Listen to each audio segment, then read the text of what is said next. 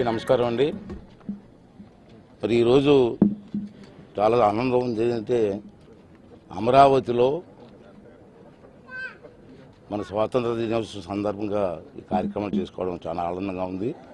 ఈ సందర్భంగా మీ ద్వారా రాష్ట్ర ప్రజలందరికీ ప్రతి ఒక్కరికి కూడా ఈ సందర్భంగా శుభాకాంక్షలు తెలియజేస్తున్నాను. మనందరికీ తెలుసు 78వ స్వాతంత్ర దినోత్సవం జరుపుకుంటున్నాం మనం. ఈవేళ ఇంత ఆనందంగా జరుపుకున్నట్టే దానికి కారణం పూర్వం ఉన్న పెద్దల తాలూకు త్యాగఫలం. ఎంతోమంది ప్రాణాలు అర్పించారు, ఈ దేశం కోసం త్యాగం చేశారు. వారు త్యాగాలకు ఫలితంగా మనం ఈరోజు స్వేచ్ఛగా బ్రతుకుతున్నాం రాష్ట్రంలో, దేశంలో కూడా.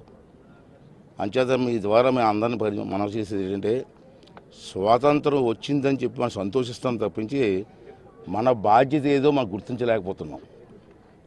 పెద్దలు స్వాతంత్రం ఇచ్చారు మనకి. దాని తర్వాత ఈ రాష్ట్రాన్ని, ఈ దేశాన్ని అభివృద్ధి చేయడం కోసం మన బాధ్యత ఏంటి, అది మనం అందరం గుర్తించుకొని ఈ దేశాన్ని ముందుకు నడిపించడం కోసం, ప్రపంచంలోనే భారతదేశానికి ఒక స్థానాన్ని కల్పించడం కోసం, నష్టపోయినటువంటి రాష్ట్రాన్ని కాపాడడం కోసం ప్రతి ఒక్కరు కూడా బాధ్యతగా ముందుకు వెళ్ళవలసిన అవసరం ఉంది. అలాగే మా అసెంబ్లీ స్టాఫ్ని కానీ పెద్దలందరినీ, అధికారులు కానీ నేను కోరేది ఏంటంటే మన మీద కూడా చాలా పెద్ద బాధ్యత ఉంది. అసెంబ్లీలో అర్థవంతమైన చర్చలు జరగాలి.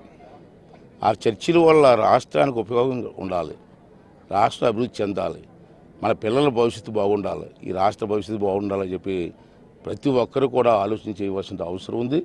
అలాగే ప్రెస్ వారిని కూడా కోరుకుంటున్నాను, మీకు కూడా బాధ్యత ఉంది. ప్రజల్లో చైతన్యం తీసుకురావాలి, ఈ రాష్ట్ర అభివృద్ధిలో మీరు కూడా భాగస్వామ్యం అవ్వాలని చెప్పి మీ అందరినీ కూడా మా పేరు పైన కోరుకుంటూ మరొకసారి అందరికీ కూడా స్వాతంత్ర సందర్భంగా ఆ శుభాకాంక్షలు తెలియజేస్తున్నానండి. థ్యాంక్ యూ అండి. Thank you.